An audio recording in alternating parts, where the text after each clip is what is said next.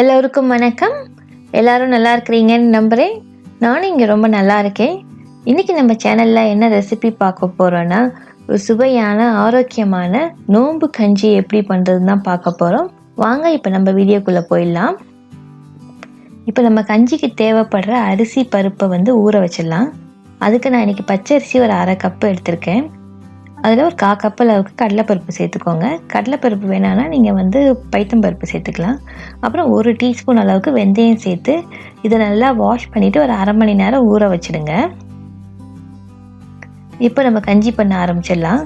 அதுக்கு ஒரு ப்ரெஷர் குக்கரில் ஒரு டேபிள் ஸ்பூன் அளவுக்கு எண்ணெய் சேர்த்துக்கோங்க. அப்புறம் 1 டேபிள் ஸ்பூன் அளவுக்கு நெய் சேர்த்துக்கோங்க. அப்போ வாசனை நல்லாயிருக்கும். இதில் இப்போ ஒரு துண்டு பட்டை, 3 கிராம்பு, 3 ஏலக்காய் சேர்த்துக்கலாம். சேர்த்துட்டு இதை நல்லா பொரிய விட்டுடுங்க. இப்போ ஒரு வெங்காயத்தை இந்த மாதிரி நல்லா நீல வாக்கில் கட் பண்ணி அதையும் சேர்த்துக்கோங்க. சேர்த்துட்டு இப்போ இதை நல்லா வதக்கிக்கலாம். லேசாக வதங்கினா போதும், ரொம்ப வதக்க வேணாம். இந்த அளவுக்கு வதக்கிக்கோங்க போதும். இப்போ இதில் ஒரு 3லேருந்து 4 பச்சை மிளகா சேர்த்துக்கலாம். இந்த கஞ்சிக்கு காரம்னு பார்த்தீங்கன்னா பச்சை மிளகா மட்டும்தான், அதுக்கு தகுந்த மாதிரி நீங்கள் போட்டுக்கோங்க. அப்புறம் 1 டேபிள் ஸ்பூன் அளவுக்கு இஞ்சி பூண்டு விழுது சேர்த்து அதையும் நல்லா பச்சை வாசனை போகிற வரைக்கும் வதக்கிக்கலாம். நல்லா வதங்கிட்டு இதில் நான் இப்போ மட்டன் சேர்க்க போகிறேன். ஒரு 150 கிராம் அளவுக்கு மட்டனை எடுத்து இந்த மாதிரி பொடியாக நறுக்கி வச்சுக்கோங்க.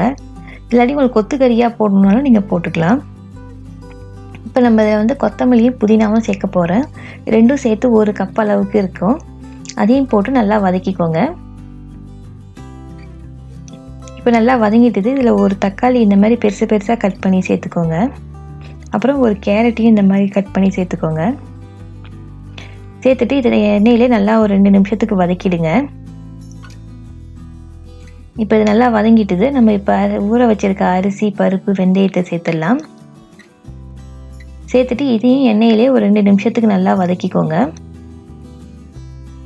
இப்போ 2 நிமிஷம் ஆயிட்டுது, நல்லா வதங்கிட்டுது. இதுக்கு தேவையான அளவுக்கு உப்பு சேர்த்துக்கோங்க. ஒரு 2 டீஸ்பூன் அளவுக்கு உப்பு சேர்த்துக்கோங்க.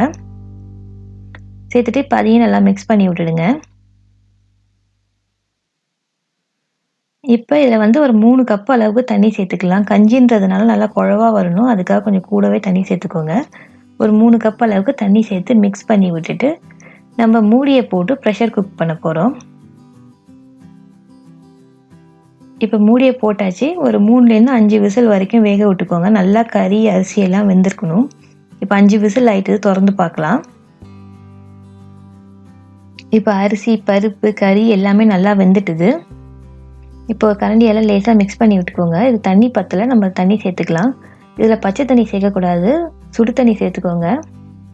இப்போ உங்களுக்கு தேவையான அளவுக்கு தண்ணி சேர்த்து அந்த கன்சிஸ்டன்சிக்கு நீங்கள் இது பண்ணிக்கோங்க, மிக்ஸ் பண்ணிக்கோங்க.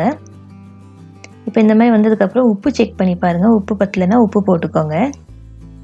போட்டுட்டு அதையும் மிக்ஸ் பண்ணி விட்டுடுங்க. இப்போ இதில் 1 கப் அளவுக்கு தேங்காய் பால் சேர்த்துக்கோங்க. தேங்காய் பால் சேர்த்தா தான் இந்த கஞ்சிக்கு ஒரு நல்ல டேஸ்ட்டு கொடுக்கும். இதை சேர்த்துட்டு நல்லா மிக்ஸ் பண்ணி விட்டுடுங்க. மிக்ஸ் பண்ணிவிட்டு ஒரே ஒரு கொதி வர வரைக்கும் விடுங்க, ரொம்ப கொதிக்க வைக்க வேண்டாம். இந்த ரெசிபி உடம்புக்கு ரொம்ப நல்லது, நல்லா குளிர்ச்சியாகவும் இருக்கும். அதனால் இந்த நோன்பு பிடிக்கிறவங்களாம் இதை தான் ஃபஸ்ட்டு சாப்பிடுவாங்க. இந்த ஸ்டைலில் தான் எங்கள் ஊர் பள்ளிவாசல்லாம் கிடைக்கும். இந்த ரெசிபியை நீங்கள் ட்ரை பண்ணி பார்த்துட்டு எப்படி வந்ததுன்னு கமெண்ட்டில் உங்களோட ஃபீட்பேக்கை கொடுங்க.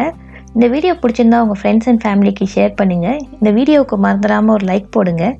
என் சேனலுக்கு இன்னும் சப்ஸ்கிரைப் பண்ணாதவங்க சப்ஸ்கிரைப் பண்ணிக்கோங்க. கூட இருக்க பெல் பட்டனையும் ப்ரெஸ் பண்ணிக்கோங்க. வாங்க நம்ம என்னோட குரல் பார்த்துடலாம். அந்தனர் என்போர் அறவோர் மற்ற உயிருக்கும் செந்தன்மை பூண்டழகலான். அதாவது அனைத்து உயிர்களிடத்திலும் அன்பு கொண்டு அருள் பொழியும் சான்றோர் எவராயினும் அவர் அந்தனர் எனப்படுவர் என்பதுதான் இந்த குரலோட பொருள். மீண்டும் இன்னும் ஒரு இன்ட்ரெஸ்டிங்கான ரெசிபியுடன் இன்னொரு குரலுடன் உங்களை சந்திக்கிறேன். நன்றி, வணக்கம்.